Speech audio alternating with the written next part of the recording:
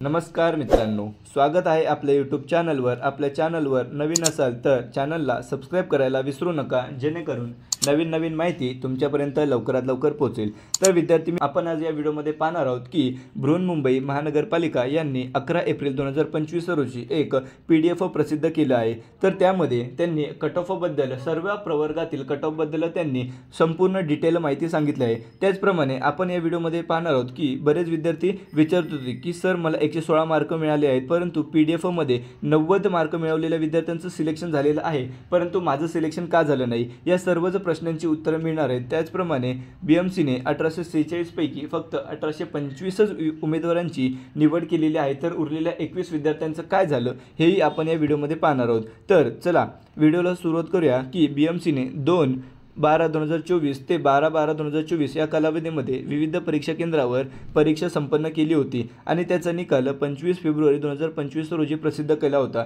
आणि अलीकडेच BMCने temporary selected list ही PDF प्रसिद्ध केली आहे। त्या PDF मध्ये ज्या विद्यार्थ्यांचं सिलेक्शन झालेलं आहे त्यांना पुढील आठवड्यामध्ये डॉक्युमेंट व्हेरिफिकेशनसाठी सुद्धा बोलवण्यात येणार आहे आणि आपल्याला काय डॉक्युमेंट लागणार आहेत हे मी तुम्हाला व्हिडिओच्या शेवटी सांगणार आहे। त्याचप्रमाणे BMCने सांगितले आहे की सदर परीक्षेमध्ये उत्तीर्ण झालेल्या उमेदवारांची निवडीच्या निकषानुसार सामायिक गुणवत्ता यादी, शैक्षणिक प्रमाणपत्रे आणि कागदपत्रे पडताळणी 1825 उमेदवारांची तात्पुरती सामायिक निवड यादी BMCने प्रसिद्ध केलेली आहे आणि उरलेल्या 21 उमेदवार यांची गुणवत्ता यादीमध्ये उपलब्ध न झाल्याने सदर शासन निर्णयानुसार ही पदे रिक्त ठेवण्यात आली आहे। म्हणजेच BMCने 1846 पदांची जी भरती घेतली होती त्याच्यामध्ये 21 असे विद्यार्थी आहेत, 21 अशा जागा आहेत ज्या जागेसाठी त्यांना विद्यार्थी मिळालेले नाहीत, त्याच्यामुळे ही जागा आता रिक्त ठेवण्यात येणार आहे आणि BMC फक्त 1825 विद्यार्थ्यांनाच सिलेक्ट करणार आहेत।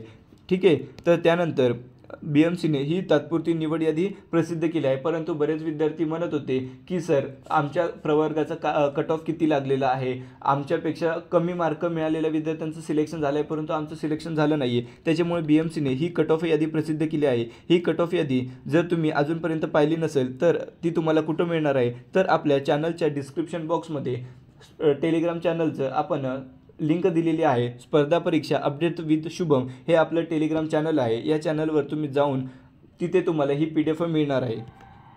मित्रांनो, हे आपलं टेलिग्राम चॅनल आहे, स्पर्धा परीक्षा अपडेट विथ शुभम आणि मी अधिकारी असा लोगो आहे। या टेलिग्राम चॅनलला तुम्हाला येथे यायचं आहे आणि येथे तुम्हाला PDF दिसेल, बृहन्मुंबई महानगरपालिका कार्यकारी सहाय्यक सरसेवा भरती कट ऑफ मार्क्सबाबत सूचना आणि कट ऑफ मार्क्सची यादी या प्रसिद्ध केलेल्या PDFवर तुम्हाला क्लिक करायचं आहे आणि तुम्हाला ही PDF ओपन होईल। या PDFमध्ये आल्यानंतर तुम्हाला येथे तुमच्या सर्व कास्टच्या किती कट ऑफ लागलेला आहे, सर्वसाधारण, महिला, माजी सैनिक, प्रकल्पग्रस्त, दिव्यांग, अबकड, अनाथ, स्पोर्ट्स कोटा या सर्वांचेच कट ऑफ त्यांनी या PDFमध्ये दिले आहे। तुम्ही तुमच्या कास्टनुसार ही PDF बघून घ्या। मी ही PDF तुम्हाला पूर्णपणे एक्सप्लेन करत नाही। त्याचप्रमाणे आपल्याला कोणते डॉक्युमेंट व्हेरिफिकेशनसाठी कोणते डॉक्युमेंट, त्याचप्रमाणे आपल्याला डॉक्युमेंट व्हेरिफिकेशनच्या वेळी कोणते डॉक्युमेंट लागणार आहेत हे मी तुम्हाला या व्हिडिओच्या शेवटी सांगणार आहे। तर पहा, BMCने असं सर्वसाधारणचा 184, महिलांचा 175, माजी सैनिकचा 147,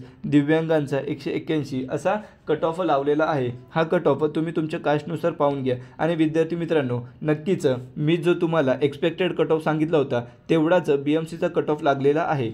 त्याचप्रमाणे जर दिव्यांगाचा कट ऑफ बघितला तर हा खूपच जास्त, म्हणजे मी सांगितलेल्यापेक्षा पण खूपच जास्त, म्हणजे जर दिव्यांग Aचा कट ऑफ हा 181, दिव्यांग Bचा हा 156, दिव्यांग Kचा 172 आणि दिव्यांग Dचा 151 असा कट ऑफ लागलेला आहे। त्याच्यामुळे सर्वात जास्त कट ऑफ हा दिव्यांगाचा अनएक्सपेक्टेड होता, परंतु आता स्पर्धा परीक्षा ही खूपच स्पर्धा वाढल्यामुळे एवढा कट ऑफ निश्चितच जातो। त्याचप्रमाणे आता बरेच विद्यार्थी म्हणत आहेत की सर आमचं सिलेक्शन झालं आहे आणि आम्हाला आता डॉक्युमेंट व्हेरिफिकेशनसाठी कोणते डॉक्युमेंट लागणार आहेत। त्याचप्रमाणे मी तुम्हाला सांगू इच्छितो की ज्या विद्यार्थ्यांचं सिलेक्शन झालं आहे त्यांना पहिले तर अभिनंदन। आणि जर तुम्हाला काही डाऊट असतील तर मी आपल्या डिस्क्रिप्शन बॉक्समध्ये टेलिग्राम त्याचप्रमाणे इंस्टाग्रामची लिंक दिलेली आहे, त्यावर तुम्ही मला मेसेज करून काही डाऊट असतील तर विचारू शकता।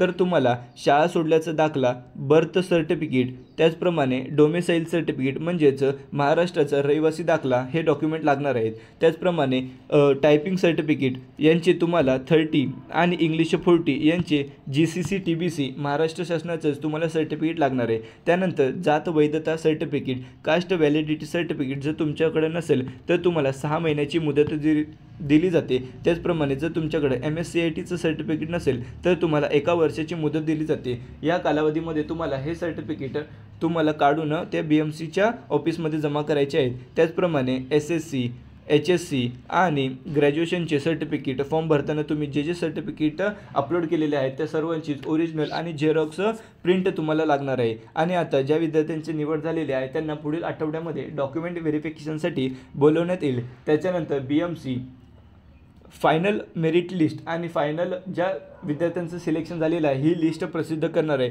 त्याच्यामुळे अशा जर नवीन अपडेट मिळवण्यासाठी आपलं टेलिग्राम चॅनल स्पर्धा परीक्षा अपडेट विथ शुभम या टेलिग्राम चॅनलला जॉईन करायला विसरू नका. व्हिडिओ आवडल्यास व्हिडिओला लाईक, शेअर आणि सबस्क्राईब करायला विसरू नका. धन्यवाद.